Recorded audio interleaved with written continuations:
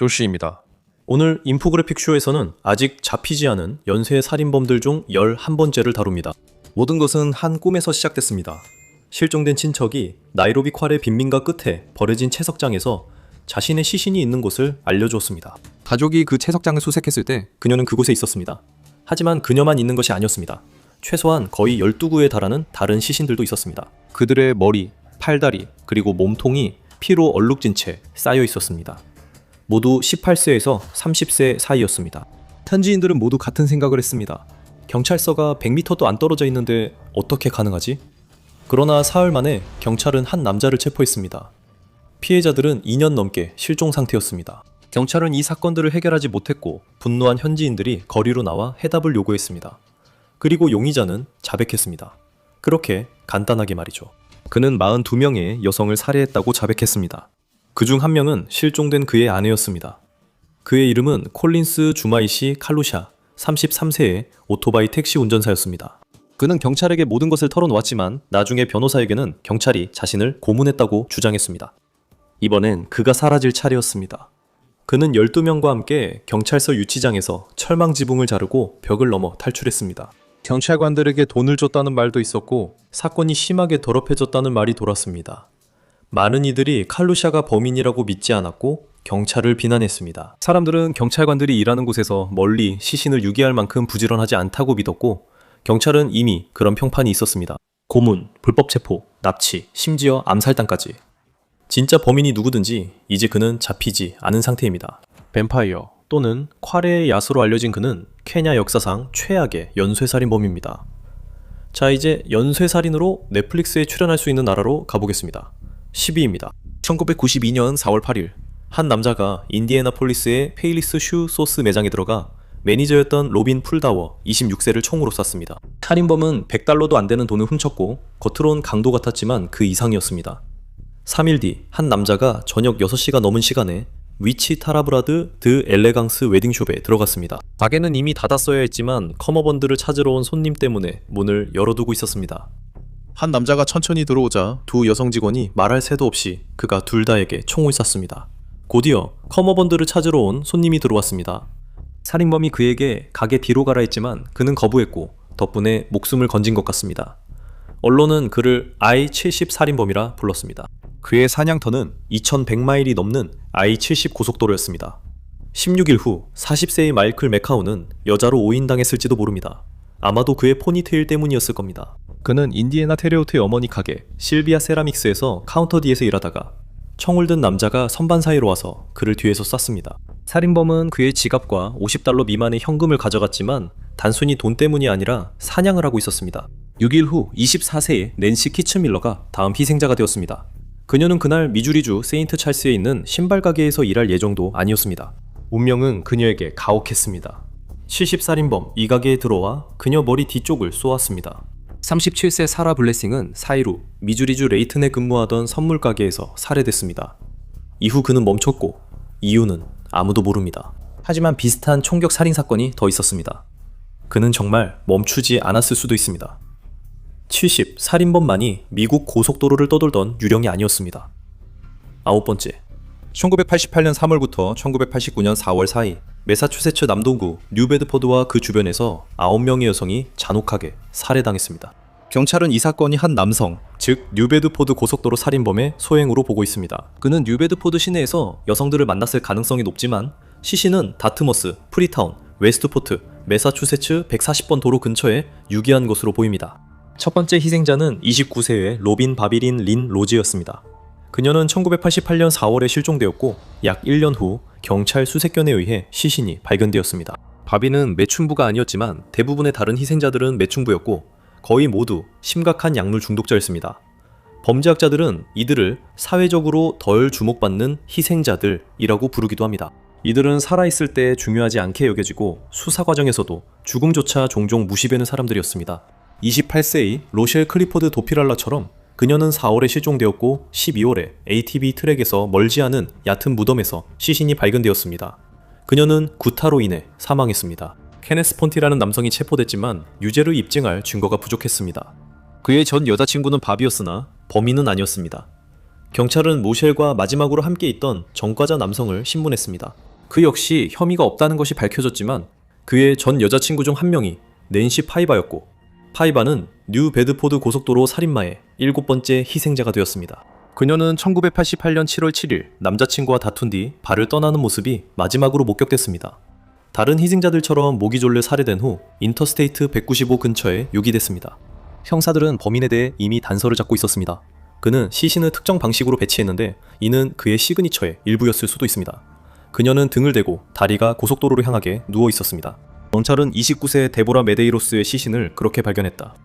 파이바처럼 그녀도 술을 마셨고 남자친구와 다툰 뒤 자리를 떠났으며 다시 돌아오지 않았습니다. 살인범은 그녀의 브래지어로 목을 졸라 살해했습니다. 이는 비슷한 시기에 살해된 25세 데보라 린 맥코널과 정확히 같은 수법이었습니다. 그는 일부 피해자들의 옷을 벗기고 다른 이들은 목을 졸랐으며 시신을 연출하기도 했습니다. 한 남자의 소행이 분명했습니다. 뉴 베드포드는 큰 도시가 아니니까요. 인구는 10만 1천 명이 조금 넘습니다. 많은 여성들이 서로 알고 지냈습니다. 그들은 같은 거리에서 일했고 같은 마약상에게서 헤로인이나 코카인을 샀습니다. 경찰이 1988년 7월에 마지막으로 목격된 35세 데보라 그린로 더멜로의 시신을 발견했을 때 그녀의 옷은 나뭇가지에 걸려 있었습니다. 더 중요한 점은 형사들이 그녀에게서 낸시 파이바의 소지품을 발견했다는 것입니다. 연결고리 찾기가 관건이었습니다. 폭력과 정신질환 전력이 있고 모든 여성을 알던 사람이었습니다. 용의자가 많았고 그중 유력한 인물도 있었습니다. 가장 유력한 용의자는 앤서니 드 그라지아였습니다. 그는 여성에 대한 극심한 폭력 전력이 있었습니다. 그는 이러한 사건들로 인해 감옥에 갔지만 그와 그의 변호인들은 증거 부족을 이유로 잘못된 기소와 투옥이었다고 주장했습니다. 그는 1990년 전 여자친구 부모님의 집 뒷마당에서 시신으로 발견됐을 때 베드포드 살인사건의 주요 용의자였습니다. 사인은 약물 과다복용이었습니다. 그의 가족은 이것이 타살이라고 믿고 있습니다. 그가 그 여성들을 모두 살해했다는 점은 입증된 적이 없으며 주요 용의자라는 언급도 이후 지방검사실에서 철회됐습니다. 데그라지아의 변호사는 사망한 자신의 의뢰인을 용의자라고 부르는 것은 사실이 아닌 암시이자 불운한 무고한 남성에 대한 허위 비방이라고 주장했습니다. 즉 데그라지아에 대한 증거는 약해 보이며 뉴 베드포드 하이웨이 킬러 사건은 아직 미해결로 남아있습니다.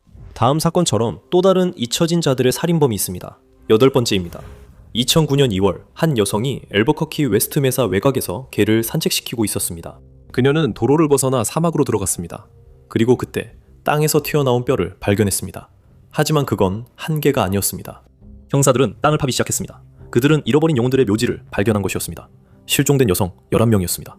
그들은 모두 2001년부터 2005년 사이에 실종된 듯 했습니다. 매춘부였고 모두 라피나였으며 한 명만 예외였습니다. 셀라니아 미미 에드워즈라는 젊은 아프리카계 미국인 여성으로 오클라호마에서 가출한 사람이었습니다. 또 다른 피해자인 미셸 발데즈는 사망 당시 임신 4개월이었습니다. 그녀와 함께 태아의 유해도 발견되었습니다. 이것은 연쇄살인범의 소행이었습니다. 사람들은 그를 뼈수집가라고 불렀습니다. 11구의 시신이 발견되었지만 2001년부터 훨씬 더 많은 여성들이 실종되었습니다. 39세의 로렌조 몬토야는 지역 인쇄소 직원으로 주요 용의자였습니다. 하지만 그는 2006년에 온라인 채팅방에서 19세의 샤리카 호를 만난 후 총에 맞아 사망했습니다. 그녀는 나중에 그 묘지가 발견될 곳에서 몇 마일 떨어진 그의 트레일러로 가는데 동의했고 포주이자 남자친구인 19세 프레드릭 윌리엄스가 따라갔습니다. 그가 몬토야가 트레일러에서 샤리카 시신을 들고 나오는 걸 보고 총으로 몬토야를 사살했습니다. 경찰은 샤리카가 그의 첫 희생자는 아니라고 했습니다. 그 살인은 매우 잔혹해 단일범행으로 볼 수 없었습니다. 형사들이 몬토야 트레일러를 수색할 때 여성을 성폭행하는 장면이 담긴 홈비디오를 발견했습니다. 그녀는 의식을 잃었거나 사망한 상태였습니다. 다음 장면에는 벽과 덕트 테이프를 뜯는 소리가 나왔고 피해자 신원은 밝혀지지 않았습니다. 형사들은 엘살바도르와 연결된 성착취, 인신매매 조직일 가능성에 대한 제보를 받았습니다.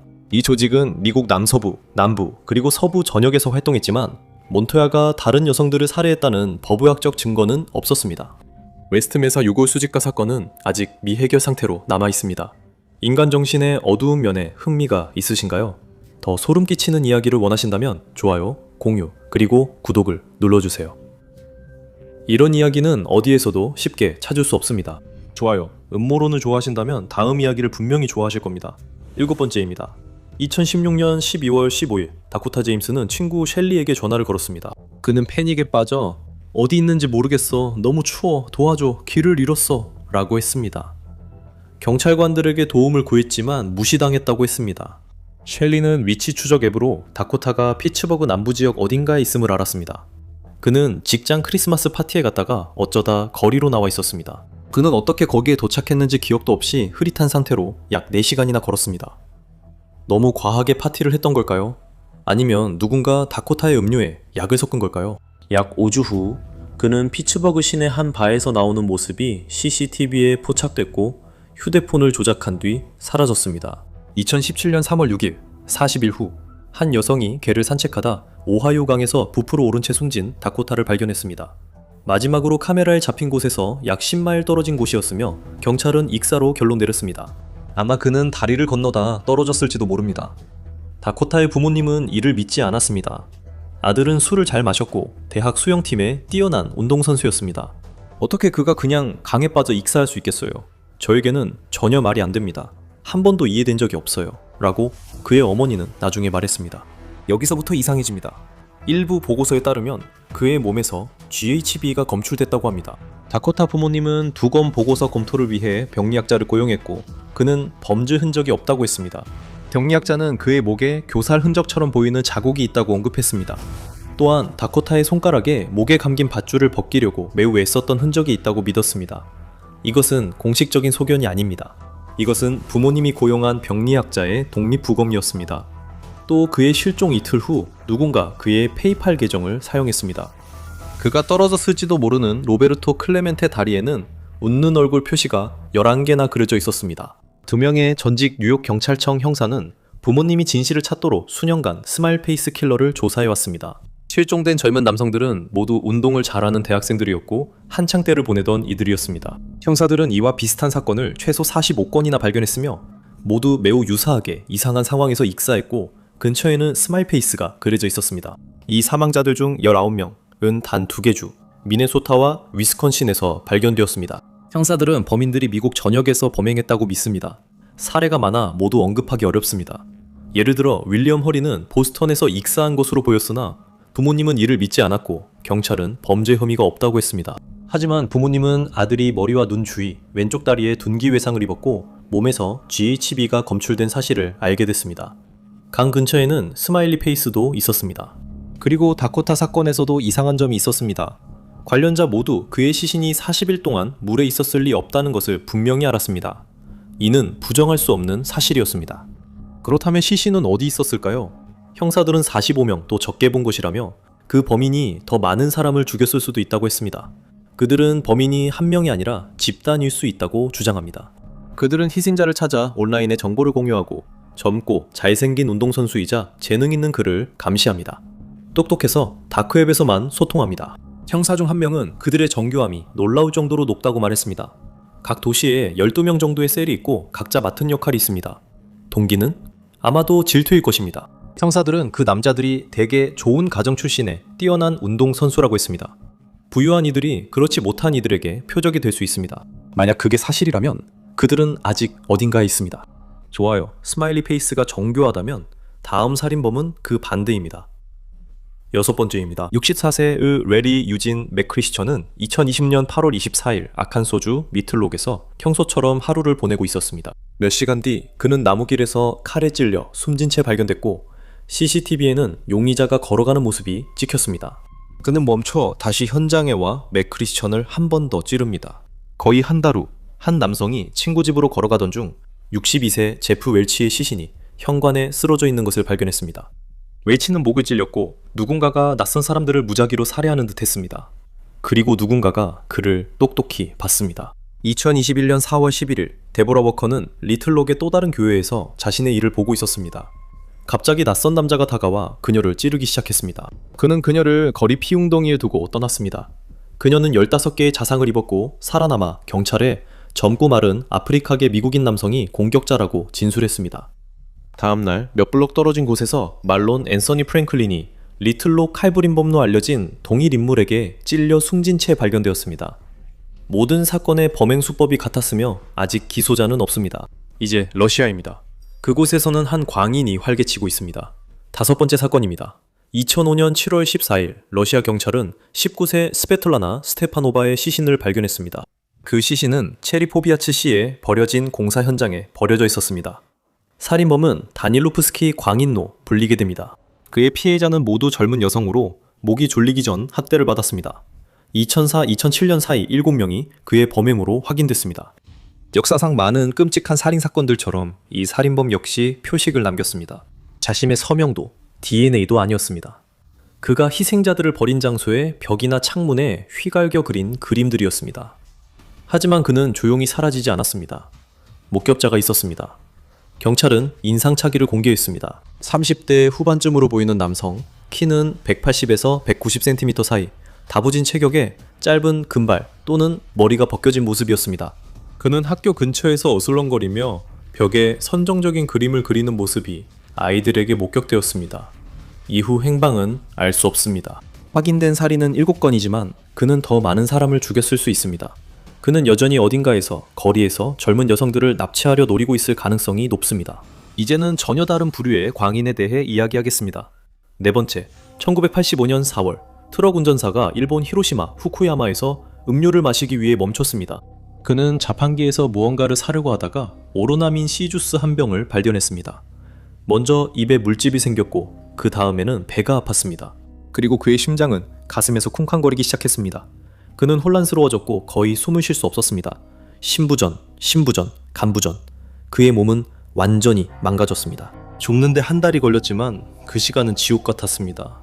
그는 일본 전역에 제초제에 들어있는 독성 물질 파라쿼트 중독으로 사망했습니다. 그해 2,000명 넘는 일본인이 이를 사용해 생을 마감했으나 누군가는 살인에 이용하고 있었습니다. 9월 N 44세 남성, 이 다음 희생자가 됐습니다. 그는 오로나미 C주스가 1+1 행사를 하는 것을 보고 매우 기뻐했습니다. 그는 그 자리에서 2병을 모두 마셨습니다. 앞선 남성과 마찬가지로 그의 죽음도 고통스러웠고 6주간의 고뇌 끝에 세상을 떠났습니다. 그리고 희생자는 더 있었습니다. 남성, 여성, 17세 소녀까지. 이는 일본에서 전례 없는 연쇄 살인범의 범인이었습니다. 그가 독을 탄 모두가 죽은 것은 아니었습니다. 35명이 중태이고 12명이 사망했습니다. 대부분 오로나민 C, 일부는 오염된 코카콜라를 마셨으며 피해자들은 무작위로 선택됐습니다. 그들은 그저 하필 그때 그 자리에 있었을 뿐이었습니다. 정부는 시민들에게 변조된 병 여부를 확인하라고 지시했습니다. 일본의 520만 대 자판기에 수백만 개의 스티커와 경고문이 붙었습니다. 하지만 12월 2 되자 범인은 범행을 멈췄습니다. 아무도 그가 왜 그런 일을 했는지, 일부 살인이 모방범죄인지 몰랐습니다. 그는 1982년 미국 타이레놀 살인사건을 읽었을지도 모릅니다. 그 사건처럼 일본의 범인도 아직 어딘가에 있을 수 있습니다. 그의 살인 방법은 이제는 변조 방지병과 CCTV 카메라 때문에 훨씬 더 어려워졌습니다. 이제 호주로 가보겠습니다. 아마 여러분이 들어본 사건 중 가장 기괴한 사건일지도 모릅니다. 세 번째, 애들레이드는 살인범들로 인해 많은 불운을 겪었지만 이 사건은 그야말로 잔혹함을 넘어섭니다. 1979년 16세 앨런 아서반스가 히치하이킹 중 실종됐고 그의 시신은 도시 북동쪽 사우스파라 저수지에서 발견됐습니다. 이는 단순 살인이 아닌 매우 뒤틀린 사건이었습니다. 반스는 약물에 취한 채 고문당했고 시신이 훼손됐습니다. 부검 결과에 따르면 사망 원인은 큰 물체가 몸에 강제로 삽입되어 발생한 대량 출혈이었습니다.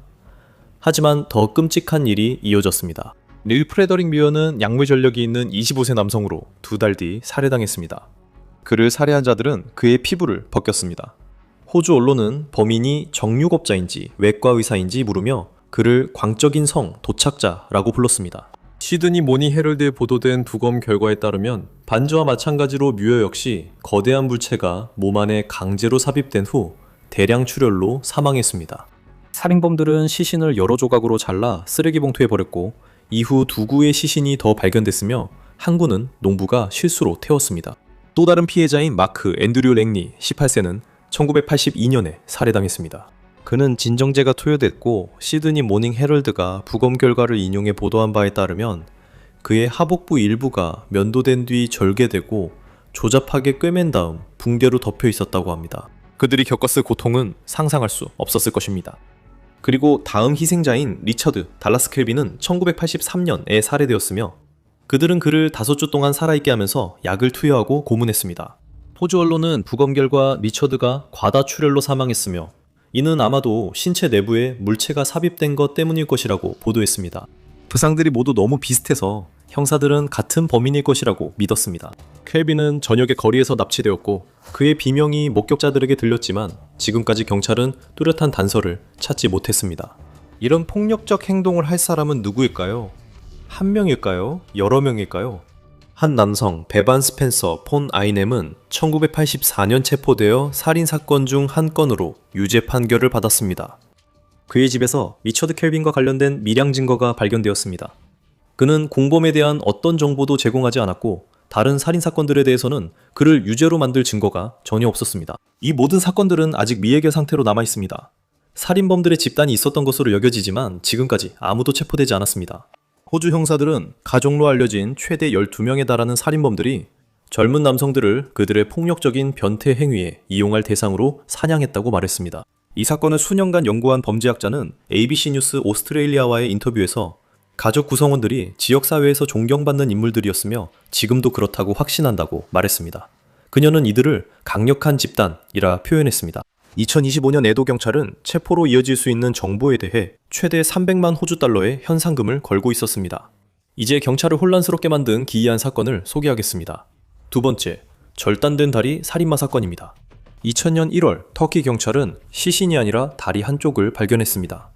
누군가 이스탄불의 유명한 스파이스 바자르 시장의 쓰레기통에 그 다리를 버렸던 것입니다. 더비학 조사에 따르면 그 다리는 아마 26세나 27세 여성의 것이었습니다. 누군가가 발견 3일 전 외과적 정밀함으로 다리를 절단했습니다. 그 다리는 깨끗이 면도됐고 최근 페디큐어도 했습니다. 또 다른 다리도 발견됐습니다. 같은 해 5월 19일 이스탄불의 에미 뇌미 항구에 정박해 있던 한 배의 선장이 뱃머리에 계속해서 쿵쿵쿵 하는 소리를 들었습니다. 그는 소리를 확인하려 밖에 나갔다가 물속에서 다리 하나를 발견했습니다. 그의 배 승객이 근처 해안에서 또 다른 다리를 발견했습니다. 두 다리는 한 쌍이었고 피해자는 25, 30세로 추정됐습니다. 그녀는 다리 발견 약 10일 전 사망했을 가능성이 높으며 발톱에는 진한 빨간 매니큐어가 칠해져 있었습니다. 몇 달 사이에 같은 도시에서 4개의 다리가 발견됐습니다. 뭔가 이상했습니다. 12월에 경찰이 또 다른 다리를 발견하자 연쇄 살인범이 있다고 확신했습니다. 범인이 다리나 발에 집착한다고 추측했으며 그 다리는 충격받은 고등학생들이 발견했습니다. 다른 다리들처럼 누군가가 그 다리를 잘 관리한 흔적이 있었습니다. 주인은 22, 24세였고 발견 며칠 전 사망한 것으로 나타났습니다. 터키 언론은 이스탄불 중심부에서 4번째 또는 5번째 다리가 발견됐다며 범인이 추가 희생자를 찾고 있을 수 있다고 주민들에게 경고했습니다. 연쇄 살인범임은 거의 확실했습니다. 그 다리를 자른 사람은 매우 날카로운 도구를 사용해 시간을 들여 정밀하게 절단했습니다. 다른 피해자들도 있었는데 2명의 남성이었습니다. 하지만 이번에는 차이가 있었습니다. 범인은 엉성하게 절단했습니다. 그는 여성들에게 쏟던 주의를 기울이지 않고 식칼로 무릎 아래를 잘라냈습니다. 겉모습엔 전혀 신경 쓰지 않는 듯 했습니다. 그는 2001년 3월 12일 다시 범행을 저질렀고 이번에는 50m 떨어진 곳에서 발견된 두 다리가 서로 다른 두 사람의 것이었습니다. 한 명은 20, 22세 여성, 다른 한 명은 25, 30세 남성이었습니다. 이것이 단 한 명의 살인범이 있다는 증거였습니다. 여성의 절단 부위는 매끄러웠지만 남성의 것은 거칠었습니다. 또 다른 조잡한 범행이었고 이스탄불 주민들은 이 일을 점점 더 두려워하게 됐습니다. 하지만 2주도 안 돼 또 다른 사건이 발생했습니다. 이번 피해자는 17세 야스민 두루가로 이름이 알려졌습니다. 그녀의 다리가 발견된 지 며칠 후 누군가 학교에 전화해 그 소녀를 찾지 마세요. 찾을 수 없을 겁니다. 라고 말했습니다. 언론은 그가 정신이상자처럼 들렸다고 보도했습니다. 그리고 마지막 피해자가 나타났습니다. 이스탄불주의 해안 도시인 말테페에서 발견되었는데 다른 다리들이 발견된 곳과 그리 멀지 않은 곳이었습니다. 피해자는 남성이었고 30대 초반에서 중반으로 추정되었습니다. 다른 남성 피해자들처럼 그의 혈액에서도 알코올이 검출되었습니다. 그리고 다른 피해자들과 마찬가지로 그의 다리도 무릎에서 잘려나갔습니다. 하지만 왜 하필 다리였을까요? 아마 다리는 신원 확인이 어려워서일 것입니다. 그 살인범은 똑똑하고 조직적이었으며 잘린 사지가 평범한 시신보다 더 큰 공포를 준다는 것도 알았을 것입니다. 그는 두려움을 조장하려 했던 거죠. 남성의 사지는 대충 자른 반면 여성의 다리는 신경 써 자른 걸 보면 성적 이유일 수 있습니다. 그는 남성들을 증오했습니다. 아마도 그 남성들이 여성들과 어떤 식으로든 관련이 있었기 때문일 겁니다. 그 여성들은 그가 끌렸던 사람들이었을 수도 있죠. 그는 자신이 살해한 남성들을 질투했을 수도 있습니다. 그가 많은 다리들을 한 곳에서 절단한 다음 그것들을 여행 가방에 넣어 가지고 다니다가 특정 장소에 버렸을 것이라는 추측도 있었습니다. 그런데 그는 왜 갑자기 멈췄을까요? 아무도 모릅니다. 그는 다른 범죄로 체포됐거나 이미 죽었을 수 있습니다. 혹은 어딘가에서 다음 희생자를 기다리고 있을지도 모릅니다. 이제 마지막입니다. 이 소름 끼치는 사건이 여러분을 오싹하게 할 것입니다. 첫 번째, 2014년에 경찰은 나이지리아에서 세 번째로 큰 도시인 이바단 근처 숲에 있는 허름한 집에 들어갔습니다. 구석에는 쇠사슬에 묶인 굶주린 사람들이 절망에 미쳐 신음하고 있었습니다. 바닥에는 피가 흩어져 있었고 15명 모두 심한 영양실조 상태였습니다. 또 다른 8명은 숲속을 헤매고 있었으며 언론에서는 그들을 살아있는 해골이라고 묘사했습니다. 이 사람들은 끔찍한 인신공양 의식에서 고문당하고 토막날 예정이었다는 이론이 제기되었습니다. 그들의 신체 일부가 비밀리에 흑마술사들에게 팔렸다는 것이었습니다. 확실하진 않지만 그건 어디까지나 가설이었습니다. 그들이 발견된 곳이 살인 피해자 무덤이었기 때문입니다. 20명 중 상당수가 토막난 상태였고 시신들은 다양한 부패 상태였습니다. 뼈와 두개골, 살이 붙은 다리 등이 흩어져 있었고 이 끔찍한 광경은 전국에 충격을 줬습니다. 무슨 일이 있었던 걸까요?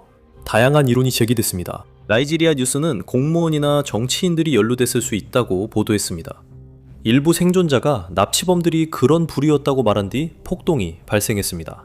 시신들이 발견된 것은 오직 오토바이 택시기사들이 실종된 친구와 가족을 찾으러 나섰기 때문이었습니다.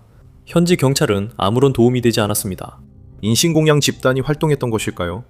그 집단이 지금도 나이지리아 전역에서 사냥 중일까요? 이런 의문이 남아있고 대중은 답을 기다립니다. 연쇄살인범의 정신세계는 어둡고 뒤틀려 있지만 당국은 그들의 범행 동기를 밝히기 위해 노력하고 있습니다. FBI 프로파일러가 연쇄살인범의 심리를 설명합니다. 범죄 뒤 숨은 소름 끼치는 심리를 파헤칩니다. 또는 이 영상을 클릭해서 더 많은 어두운 진실을 파헤쳐보세요.